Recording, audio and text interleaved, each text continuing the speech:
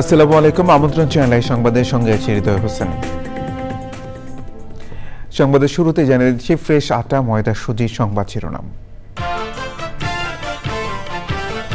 রাজধানীর কাকরাইলে চাকরিচ্যুত বিডিআর সদস্যদের সঙ্গে পুলিশের সংঘর্ষ ও ধাওয়া পাল্টা ধাওয়া, সাউন্ড গ্রেনেড, জল কামান, কাঁদানে গ্যাস নিক্ষেপ।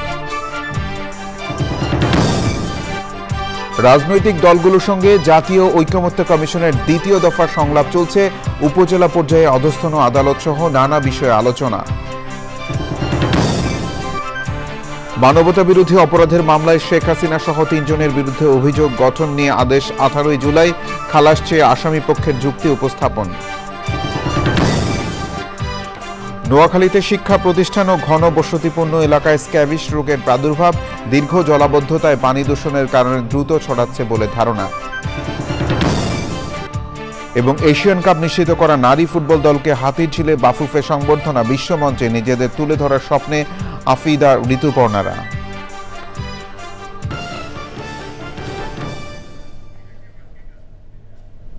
সংবাদ শিরোনামগুলো জানাচ্ছিলাম। এখনকার সংবাদ আয়োজন একই সঙ্গে চ্যানেল আই ইউটিউব চ্যানেল এবং channel I OTT platform I স্ক্রিনে লাইভ স্ট্রিম হচ্ছে।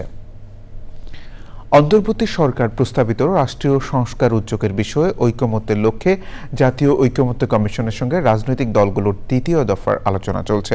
রাজধানীর ফরেন সার্ভিস একাডেমিতে আছেন জান্নাতুল বাকে কেকা, সরাসরি যাচ্ছি তার কাছে।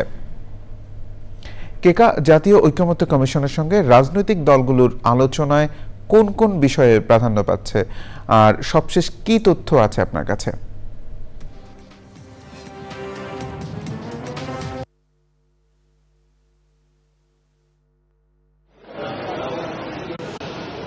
হৃদয়, নবম দিনের মতো আজকে জাতীয় ঐকমত্য কমিশনের সাথে রাজনৈতিক দলগুলোর সংলাপ চলছিল। আপনি দেখতে পাচ্ছেন আমি হলের মধ্যেই দাঁড়িয়ে রয়েছি, কারণ এখন জাস্ট মধ্যাহ্নের বিরতি হয়েছে বলে আমি কিন্তু হলে প্রবেশের সুযোগ পেয়েছি। আজকে কিন্তু দুটো বিষয়ে খুবই গুরুত্বপূর্ণ আলোচনা হয়েছে। একটা উপজেলা পর্যায়ে অধস্তন আদালতগুলো সম্প্রসারণের বিষয়ে একটি আলোচনা ছিল আলোচনা শুরুতেই। পরবর্তীতে জাস্ট যে মধ্যাহ্নের বিরতি হলো তার আগে কিন্তু 10 মিনিট আগে শুরু হয়েছে যে জরুরি অবস্থা জারি করার ক্ষেত্রে কোন পরিস্থিতি বা কোন অবস্থায় কি হতে পারে সেটা নিয়ে আলোচনা হয়েছে। তো সূচনার কথাটা বলি, সূচনায় কিন্তু বলা হয়েছিল যে উপজেলা পর্যায়ে অধস্তন আদালতগুলো কিভাবে সম্প্রসারণ করা যাবে। সেক্ষেত্রে নীতিগতভাবে রাজনৈতিক দল হিসেবে বাম রাজনৈতিক দলগুলো এবং বিএনপিও কিন্তু নীতিগতভাবে একমত হয়েছে। কিন্তু তারা বলছে, বিএনপি নেতা সালাউদ্দিন আহমেদ বলেছে যে নীতিগতভাবে তারা একমত, তবে এটা পর্যায়ক্রমে করতে হবে বাস্তব অবস্থা পরিস্থিতি বুঝে। আরেকটি কথাও কিন্তু বলা হয়েছে যে উপজেলা পর্যায়ে কিন্তু আইনের যে অবকাঠামোগুলো রয়েছে সেগুলোকে কিন্তু আরো শক্তিশালী করতে হবে এবং তৃণমূল বা উপজেলা পর্যায়ে যে আইনের যে সরকারি আইনি সহায়তার যে বিষয়টা, সেই বিষয়টা কিন্তু নিশ্চিত করার কথা বলা হয়েছে। আর দ্বিতীয় যেটি আলোচনা হয়েছে, জাস্ট 10 মিনিট আগে আলোচনা শুরুতেই বলা মানে মধ্যাহ্নের আগে যেটা বলা হয়েছিল, মধ্যাহ্ন বিরতির আগে, যে জরুরি অবস্থা জারির বিষয়টা আগে তো প্রধানমন্ত্রী করতেন ক্যাবিনেটের তরিকিত কাগজের কোনো দেশে জরুরি অবস্থা, গোলযোগ, আভ্যন্তরীণ গোলযোগ, বহির গোলযোগ অথবা ভূমিকম্প এবং যে কোনো ধরনের প্রাকৃতিক দুর্যোগের ক্ষেত্রে কিন্তু জরুরি অবস্থা জারির একটা বিষয় ছিল। তো আজকে যে সংস্কারের পক্ষ থেকে একটা প্রস্তাব করা হয়েছে যে জরুরি অবস্থা আগে যেমন মেয়াদ ছিল 90 দিন, সেটা কিন্তু কমিয়ে এনে 60 দিন করার কথা বলা হয়েছে এবং জরুরি অবস্থা চালুকালে আপনার মানবিক যে কোনো অধিকার এবং আইন আদালতে ধারস্থ হওয়ার যে অধিকার সেগুলো কিন্তু সংকুচিত করা যাবে না। তো এক্ষেত্রে আমরা জাস্ট আলোচনার শুরুতে একজন দুজনের বক্তব্য শুনেছি এবং সেখান থেকে যেটা বলতে পারি যে বিএনপি নেতা সালাউদ্দিন আহমেদও বলেছেন যে জরুরি অবস্থা তখনই দেওয়া হয় যখন একটি আপৎকালীন পরিস্থিতি বা গোলযোগ পরিস্থিতি বা যে কোনো অভ্যন্তরীণ বা বহির্শক্তির আক্রমণ, সব ধরনের একটা গোলযোগময় পরিস্থিতিতে জরুরি অবস্থা জারি করা হয়। এক্ষেত্রে ওই সময়টাতে মানবিক অধিকার কতটুকু সংরক্ষণ করা যাবে বা সময়সীমাটা নিয়ে তারা কিন্তু এখনো একমত হয়নি। এখন মধ্যাহ্ন বিরতির পরে আরো বিশদ আলোচনা হবে। আজকের দিনে কিন্তু এই বিষয়টি একটি গুরুত্বপূর্ণ আলোচনায় দাঁড়াতে পারে। হৃদয়, কেকা, ধন্যবাদ। প্রিয় দর্শক, জান্নাতুল বাকে কেকা আমাদের সঙ্গে যুক্ত হয়েছিলেন। জুলাই আগস্টে গণ অভ্যুত্থানের সময় ব্যাপক হত্যাকাণ্ড সহ মানবতা বিরোধী অপরাধের মামলায় ক্ষমতাচ্যুত প্রধানমন্ত্রী শেখ হাসিনা সহ ৩ জনের বিরুদ্ধে অভিযোগ গঠন হবে কিনা সে বিষয়ে 10 জুলাই আদেশ দেবেন আন্তর্জাতিক অপরাধ ট্রাইব্যুনাল। আসামিদের বিরুদ্ধে হত্যা, নির্যাতন ও ঊর্ধ্বতন নেতৃত্বের দায় সহ মানবতা বিরোধী অপরাধের অভিযোগ আনা হয়েছে। পাল্টা যুক্তি উপস্থাপন করে আসামিদের খালাস চেয়েছেন আসামি পক্ষের আইনজীবীরা। মাজুর লোকমানের রিপোর্ট। জুলাই আগস্টে মানবতাবিরোধী অপরাধের মামলায় কারাগারে থাকা একমাত্র আসামি সাবেক আইজিপি চৌধুরী আব্দুল আল মামুনকে সকালে ট্রাইব্যুনালে হাজির করা হয়। মামলার পলাতক আসামি ক্ষমতাচ্যুত প্রধানমন্ত্রী শেখ হাসিনা ও সাবেক স্বরাষ্ট্রমন্ত্রী আসাদুজ্জামান খান কামাল। বিচারপতি মোহাম্মদ গোলাম মর্তুজা মজুমদারের নেতৃত্বে 3 বিচারকের ট্রাইব্যুনাল 1-এ অভিযোগ গঠন নিয়ে শুনানিতে প্রসিকিউশনের বক্তব্যের পরিপ্রেক্ষিতে পাল্টা যুক্তি উপস্থাপন করে আসামিপক্ষ। রংপুরে বেগম রোকেয়া বিশ্ববিদ্যালয়ের ছাত্র আবু সাইদের যে হত্যার নির্দেশ দিয়েছে এরকম কোনো বক্তব্য, যে বক্তব্যগুলো এনেছে এগুলো সঠিক নয়। কারণ হলো এরকম কোনো ডকুমেন্টারি এভিডেন্স এই রাষ্ট্রপক্ষে তার যে দাখিলীয় কাগজপত্র তার মধ্যে নাই। শুনানি শেষে আদেশ দেন ট্রাইব্যুনাল। এই মামলার আসামি পক্ষের আইনজীবী তার ডিসচার্জ হিয়ারিং অর্থাৎ অভিযোগ থেকে অব্যাহতির শুনানিতে 2টি পয়েন্ট মূলত উল্লেখ করেছেন। একটি হলো যে এই যে 1973 সালে আন্তর্জাতিক অপরাধ ট্রাইব্যুনাল আইন, এটি একটি যুদ্ধ অপরাধ আইন এবং এটি যুদ্ধকালীন সময়ে সংঘটিত অপরাধের জন্য তৈরি করা হয়েছিল। এটি ছিল ওনাদের আর্গুমেন্ট। আমরা বলেছি এই আইনের সেকশন 3 সাবসেকশন 1 এখানে সুস্পষ্ট করে বলা আছে যে এই আইন প্রণয়নের আগে অথবা পরে যদি কোনো মানবতাবিরোধী অপরাধ সংঘটিত হয় এই বাংলাদেশের টেরিটরির মধ্যে, তাহলে এই ট্রাইব্যুনাল উক্ত অপরাধের বিচার করতে পারবে। এর আগে বৈষম্যবিরোধী ছাত্র আন্দোলনকে ঘিরে গণহত্যার মামলায় চট্টগ্রাম 6 আসনের সাবেক সংসদ সদস্য ABM ফজলে করিম চৌধুরী সহ 3 জনের বিরুদ্ধে 7ই সেপ্টেম্বর তদন্ত প্রতিবেদন জমা দিতে বলেছেন ট্রাইব্যুনাল।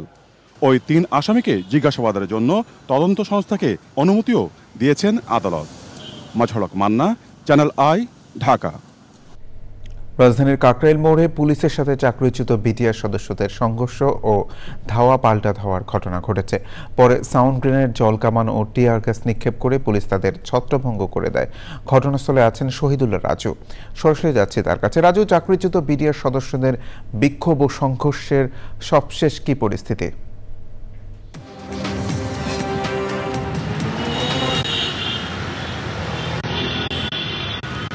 হৃদয়, চাকরিচ্যুত বিডিআর সদস্যরা প্রধান উপদেষ্টার বাসভবন যমুনার অভিমুখে লং মার্চ করে এসেছিল। এখানে এসে কাকরাইল মোড় অবরোধ করে রেখেছিল। তার প্রায় 1.5 ঘন্টার মতো অবরোধ করে প্রায় বেলা 12:30টার দিকে পুলিশ তাদেরকে 10 মিনিটের সময় বেঁধে দেয় যে 10 মিনিটের মধ্যে রাস্তা অবরোধ ছেড়ে না দিলে তাদের অ্যাকশনে তাদেরকে সরিয়ে দেওয়া হবে। কিন্তু 10 মিনিট অতিক্রম করলে তারা যদি সরে না গেলে তখন পুলিশ তাদের সাউন্ড গ্রেনেড, লাঠিচার্জ এবং জলকামান নিক্ষেপ করে ছত্রভঙ্গ করে দিয়েছে। এখন কিন্তু বিডিআর সদস্যরা মৎস্য ভবনের দিকে সরে গিয়েছে এবং সরে গিয়ে বিক্ষিপ্ত অবস্থায় আছে মৎস্য ভবন, ইঞ্জিনিয়ার্স ইনস্টিটিউট ওই এলাকায় বিক্ষিপ্ত অবস্থায় আছে। কিন্তু রাস্তাঘাট বর্তমানে একদম চলছে। আপনি যে দেখতে পাচ্ছেন যে পিছনে গাড়ি চলাচল করছে এবং এই মুহূর্তে কাকরাইল মোড় কিন্তু স্বাভাবিক রয়েছে।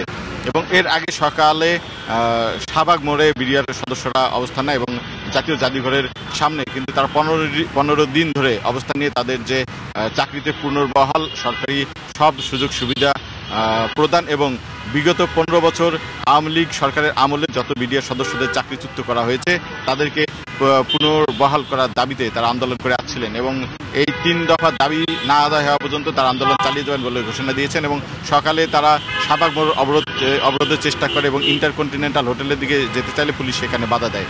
পরে 11টার দিকে তারা লং মার্চ টু যমুনা ঘোষণা করে মৎস্য ভবন মোড়ে আসে এবং মৎস্য ভবন মোড়ে পুলিশের ব্যারিকেড অতিক্রম করে কাকরাইল মোড়ে অবস্থান করে কাকরাইল মোড় পর্যন্ত আসে।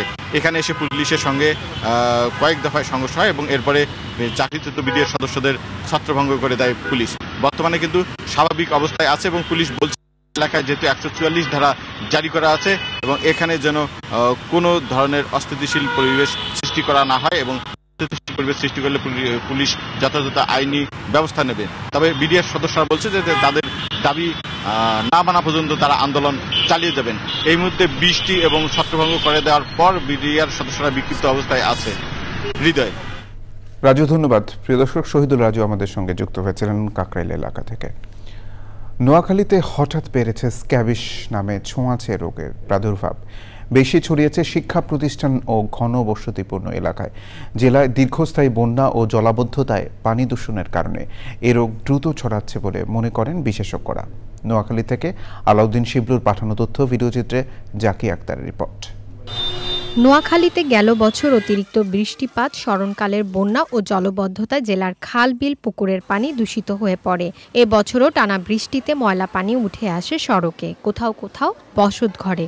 দূষিত পানির স্পর্শে দেখা দিয়েছে চর্মরোগ। চর্মরোগে আক্রান্ত হচ্ছে আমরা এবং সকল ছাত্রছাত্রী সবাই এখন এই রোগটাই বেশি আক্রান্ত হচ্ছে। দীর্ঘদিন ধরে হচ্ছে চুলকানি সমস্যাটা বাসায় সবারই হয়েছে। ডাক্তার কিছু ওষুধ দেয়, ওগুলো সব ওষুধ দোকানে পাওয়া যায় না, খুব কম পাওয়া যায়, আর পাওয়া গেলেও প্রচুর দাম চায়। বাচ্চাদের চর্মরোগটা বেড়ে যাচ্ছে, মহামারী আকারে যেন না হয় সেই জন্য এদের দ্রুত চিকিৎসার ব্যবস্থা করতে হবে। এই মাদ্রাসার সকল শিক্ষার্থীরই দেখা গেছে অ্যালার্জি প্রবণতা বেড়ে গেছে। ডাক্তার ওষুধ দিছে 4টা, এখন পাইছি একটা, চুলকানির ওষুধ হসপিটালে নাই। বিশেষজ্ঞ চিকিৎসকরা বলছেন জলবায়ু পরিবর্তন, পরিবেশ দূষণ ও খাদ্য দূষণের কারণে বাড়ছে খোসপাঁচড়া। যে সমস্ত জায়গায় মানুষের সমাগম বেশি, এই জায়গাগুলোতে কিন্তু এই ছোঁয়াচে রোগগুলো প্রচণ্ড রকমের ছড়িয়ে পড়ে। একজনের হইলে দেখা গেছে সবার মধ্যে ছড়িয়ে পড়তেছে। একজনের যখন হয় তখন ফ্যামিলির সবাই কিন্তু চিকিৎসাটা নিচ্ছে না। সবার কিন্তু চিকিৎসা নেওয়াটা কিন্তু খুব জরুরি। ফাস্টফুড, তৈলাক্ত খাবার, এগুলোতে শরীরে টক্সিন জমা হয় এবং একজিমা, ব্রণ, বিভিন্ন ধরনের সমস্যা দেখা দেয়। গরমের পরিমাণ বাড়ার কারণে বাংলাদেশে বিশেষ করে এই যে দাউদ বা ফাঙ্গাল ডিজিজটা মোটামুটি বিগত বছরের তুলনায় এই যতই সময় যাচ্ছে ততই বাড়তেছে, বেশি ঘামাচ্ছে মানুষ, আর এই ঘামগুলো জমে জমে ফাঙ্গাল ডিজিজগুলো হচ্ছে। নোয়াখালী সদর হাসপাতালের বহির্বিভাগে প্রতিদিন চিকিৎসা সেবা নেয় প্রায় 1,500 রোগী, যার অধিকাংশই চর্মরোগে আক্রান্ত। Zakia Akter, channel I. ঢাকার রিপোর্টার্স ইউনিটি ডিআরইউ ও কূটনৈতিক রিপোর্টারদের সংগঠন ডিক্যাবের সাবেক সভাপতি এবং বার্তা সংস্থা ইউএনবির সাবেক chief of correspondent Shamim Ahmed মারা গেছেন। ইন্না লিল্লাহি ওয়া ইন্না ইলাইহি রাজিউন। সকালে ধানমন্ডির একটি হাসপাতালে চিকিৎসাধীন অবস্থায় মৃত্যুবরণ করেন তিনি। তাঁর বয়স হয়েছিল 68 বছর। আসরের পর খিলগাঁও চৌধুরীপাড়া মাটির মসজিদে তাঁর জানাজার নামাজ শেষে মিরপুর বুদ্ধিজীবী কবরস্থানে তাঁকে দাফন করার কথা রয়েছে। ইতিহাস গড়ে এশিয়ান কাপ নিশ্চিত করা বাংলাদেশ নারী ফুটবল দলকে সংবর্ধনা দিয়েছে বাংলাদেশ ফুটবল ফেডারেশন। রাত 1:30টায় মিয়ানমার থেকে শাহজালাল আন্তর্জাতিক বিমানবন্দরে অবতরণ করেন বাঘিনীরা। সেখান থেকে হাতিঝিলের এমপি থিয়েটারে এনে সংবর্ধনা দেওয়া হয়। ঋতুপর্ণা চাকমা ও মনিকা চাকমা ভুটানের লিগ খেলতে যাওয়ার কারণে অনেকটা তড়িঘড়ি করে রাতেই সংবর্ধনার আয়োজন করা হয়। তানভীর আহমেদের রিপোর্ট। ঘড়ির কাঁটায় রাত 3:15। হাতিরঝিলের এমফি থিয়েটারে মাঝরাতের সব আলো কেড়ে নিয়েছেন ঋতু আফিদারা। সাফ জয় করা মেয়েরা শুনিয়েছেন এশিয়ার মঞ্চে জায়গা করে নেওয়ার গল্প। সকল বাধা পার করে খেলে যেতে চান দেশের জন্য। এই মোমেন্টটা কখনো ভোলার মতো না। সকলে আমাদের জন্য দোয়া করবেন, আমরা যেন আরো ভালো কিছু করতে পারি। আমরা জানি, আমরা বাংলাদেশের মেয়েরা জানি কিভাবে কঠিন পরিস্থিতি ফাইট করতে হয়। আপনারা আমাদের উপর বিশ্বাস রাখবেন, আমরা আপনাদেরকে নিরাশ করব না।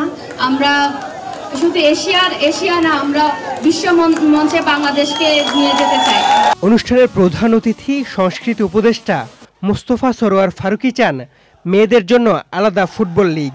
বাংলাদেশ নারী ফুটবল দলের পাশে থাকার কথা বলেছেন বাফুফে সভাপতি। বাংলাদেশের মেয়েদের ফুটবল খেলা এটা শুধুমাত্র স্পোর্টিং ইভেন্ট না, এটা একই সঙ্গে একটা বড় কালচারাল ফেনোমেনা, যে কারণে আপনারা দেখেছেন যে এবার 21 পদক নারী ফুটবল দল পেয়েছে। আমি জানি যে তারা আরো বহুদূর যাবে, সামনে তারা অনেক কিছু অর্জন করবে। আমরা 18 কোটি মানুষের দল, আপনাদের উপরে বিশ্বাস রাখতেছি, আস্থা রাখতেছি এবং আমাদের কমিটমেন্ট দিচ্ছি যে আপনাদের পিছিয়ে আমরা আছি।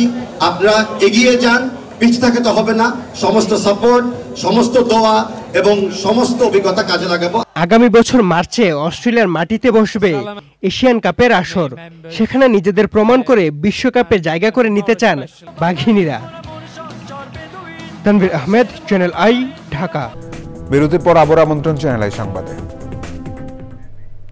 বিএনপি মহাসচিব মির্জা ফখরুল ইসলাম আলমগীর বলেছেন, ফেব্রুয়ারিতে নির্বাচনের মাধ্যমে দেশ ঠিক পথে উঠবে, জনগণের আশা আকাঙ্ক্ষার প্রতিফলন ঘটবে। সিলেটে হযরত শাহজালাল রহমাতুল্লাহি আলাইহির মাজার জিয়ারত শেষে সাংবাদিকদের বিভিন্ন প্রশ্নের জবাব দেন তিনি। পরে মির্জা ফখরুল জুলাই আগস্ট সহ গত 15 বছরে যারা আহত হয়েছেন তাদের প্রতি শ্রদ্ধা জানান। সে সময় তার সাথে ছিলেন বিএনপি চেয়ারপারসনের উপদেষ্টা এম এ মালিক, আরিফুল হক চৌধুরী ও সিলেট জেলা বিএনপির সভাপতি আব্দুল কাইয়ুম চৌধুরী।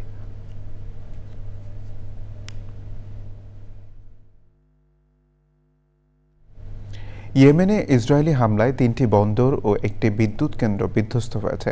ভোরে ইয়েমেনের হুদেইদা, রাস ইসা ও সালিফ বন্দর এবং রাস কান্তিভ বিদ্যুৎ কেন্দ্রে হামলা চালিয়েছে ইসরায়েলি বাহিনী। ইসরায়েলের বিরুদ্ধে হুতি বিদ্রোহীদের হামলার জবাবে এই অভিযান চলছে বলে জানিয়েছে তারা। হামলায় হুদেইদার প্রধান বিদ্যুৎ কেন্দ্র বিকল হওয়ার শহর বিদ্যুৎ বিচ্ছিন্ন হয়ে পড়েছে। হুতিদের নেতৃত্বে পরিচালিত আল মাসিরা টিভি ইসরায়েলি হামলার খবর নিশ্চিত করেছে।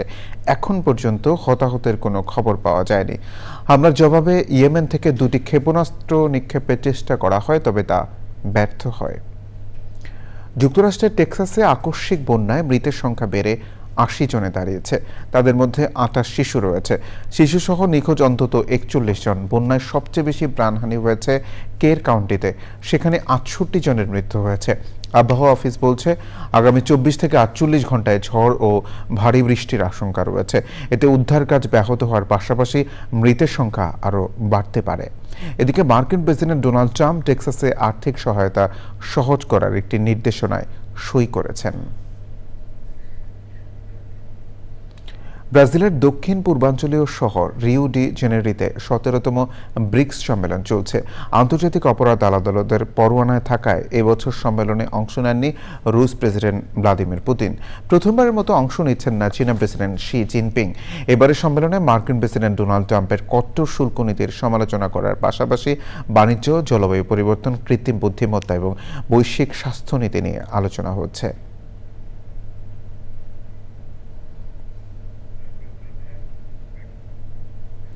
বাংলাদেশ টেক্সটাইল বিশ্ববিদ্যালয়ে বুটেক্সের 51তম ব্যাচের নবীনবরণ হয়েছে। সকালে বিশ্ববিদ্যালয় মিলনায়তনে নতুন শিক্ষাবর্ষে ভর্তি হওয়া অন্তত 600 শিক্ষার্থীকে বরণ করে নেয় বুটেক্স। অনুষ্ঠানে প্রধান অতিথি ছিলেন শিক্ষা মন্ত্রণালয়ের সিনিয়র সচিব সিদ্দিক জাবের, টেক্সটাইল খাতের বিশেষজ্ঞ engineer Ehsanul Karim Kaiser, engineer Mohiuddin Ahmed Selim, engineer Abdus Sobhan CIP. সভাপতিত্ব করেন বুটেক্সের উপাচার্য অধ্যাপক ডক্টর ইঞ্জিনিয়ার মোহাম্মদ জুলহাস উদ্দিন। আয়োজনে নবীন শিক্ষার্থীদের উদ্দেশ্যে দিক নির্দেশনামূলক বক্তব্য দেন বিভিন্ন অনুষদের ডিন সহ শিক্ষকরা। নিটল ডাটা কৃষি সংবাদ।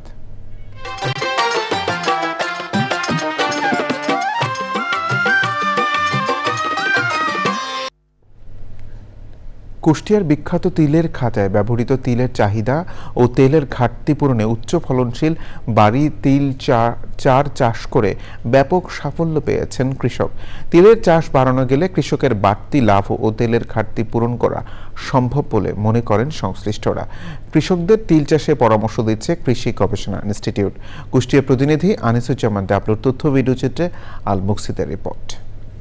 কুষ্টিয়ার ভেড়ামারা উপজেলায় বাংলাদেশ কৃষি গবেষণা ইনস্টিটিউটের উদ্ভাবিত মেহেরপুর প্রকল্পের অর্থায়নে চলতি মৌসুমে উচ্চ ফলনশীল বাড়ি তিল 4, 5 ও 6 আবাদ করেছে কৃষক। বিঘায় 4 থেকে 5 মণ ফলন পেয়ে লাভবান হয়েছেন তারা। বাড়ি তিল 4 বীজ ও সার দিয়ে সহযোগিতা করেছে। এই সহযোগিতার মাধ্যমে আমরা তিল চাষ করেছি। আশা করছি এই তিল ভালো ফলন হবে। তিলের যে চেহারাতে তাতে আমার বিশ্বাস যে এই তিলে লাভ হবে এবং ফলনও ভালো হবে। যে তিল দেখলাম, দেখে সুন্দর তিল, এই সুন্দর তেলে আমরা আগ্রহী, আগামীতে আমরা এই তিল আবাদ করব। চরাঞ্চলের উঁচু জমি বা যে জমিতে জলাবদ্ধতা নেই সে সমস্ত এলাকায় জমি নির্বাচন করে কৃষকদের তিল চাষের পরামর্শ দিচ্ছে কৃষি গবেষণা ইনস্টিটিউট। মিডিয়াম হাইল্যান্ড এখানে পানি সংকট থাকে রবি মৌসুমে, এবং যদি এই চাষটা আমরা এখানে কৃষকদের মাঝে আরও ছড়িয়ে দিতে পারি তাহলে হচ্ছে কৃষক একদিকে যেমন কৃষক লাভবান হবে, অন্যদিকে আমাদের দেশের হচ্ছে ক্রপিং ইন্টেন্সিটিটা বাড়বে। তিল সাধারণত 2 মৌসুমে চাষ করা যায়। এখানে বাড়ি তিল 4 এর বীজ সরবরাহ করেছি। তাদেরকে যে প্রোডাকশন টেকনোলজি সেটি সম্পর্কে তাদেরকে প্রশিক্ষণ দিয়েছি।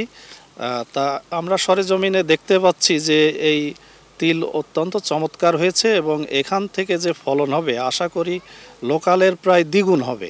উচ্চ ফলনশীল বাড়ি তিল 4 জাতের আবাদ কৃষকদের মাঝে ছড়িয়ে দিতে মাঠ দিবস সহ নানা কর্মসূচি পালন করছে বাংলাদেশ কৃষি গবেষণা institute Kushtia. Al মুকসিদ, channel I.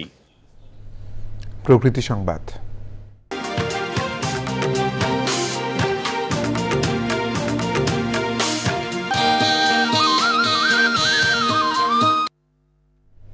ছোট ফেনী নদীতে অবৈধ বালু উত্তোলনের তীব্র ভাঙনের কবলে শত শত পরিবার, সব হারিয়ে নিঃস্ব মানুষের তালিকা যেমন দীর্ঘ হচ্ছে, তেমনি বিপর্যয় ঘটছে পরিবেশ প্রতিবেশের। অবৈধ বালু উত্তোলন বন্ধ ও ভাঙন রোধে প্রয়োজনীয় ব্যবস্থা নেওয়ার কথা জানিয়েছে পানি উন্নয়ন বোর্ড। ফেনী থেকে রবিউল হক রবি, তথ্য ভিডিওচিত্রে আফরোজাহাসের রিপোর্ট। জানুয়ারিতে ছোট ফেনী নদী থেকে ড্রেজার মেশিন দিয়ে বালু ও মাটি উত্তোলন বন্ধ ঘোষণা করে পানি উন্নয়ন বোর্ড। তবে বাস্তবে উল্টো চিত্র। স্থানীয়দের অভিযোগ, সরকারি আদেশ অমান্য করে বালু ও মাটি উত্তোলন করছেন প্রভাবশালীরা। ভূতাত্ত্বিক জরিপ, ম্যাপিং কিংবা নিয়ম নীতির তোয়াক্কা না করেই চর মজলিশপুর ইউনিয়নের চর লক্ষ্মীগঞ্জ ছায়ানী এলাকায় নদীতে চলছে বালু উত্তোলন। তীব্র ভাঙনে দুর্ভোগে নদী পাড়ের বাসিন্দারা।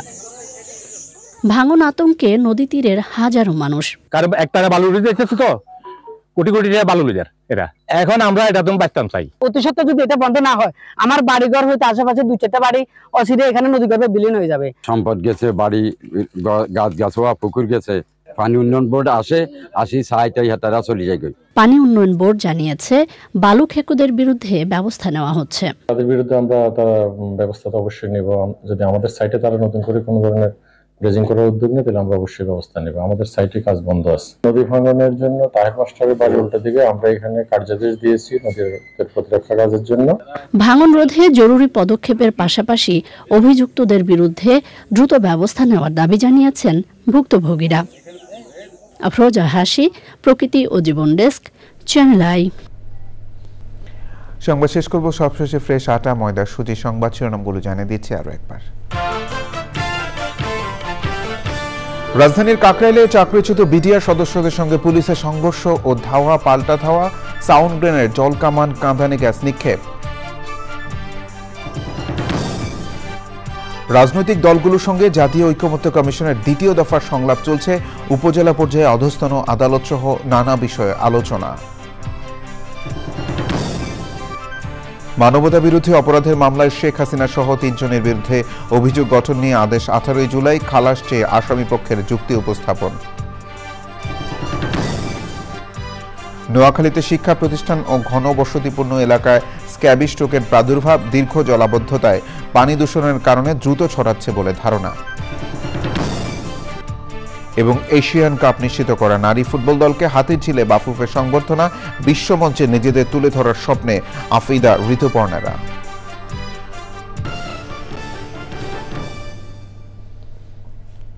এই ছিল সংবাদ আয়োজন। ধন্যবাদ সবাইকে।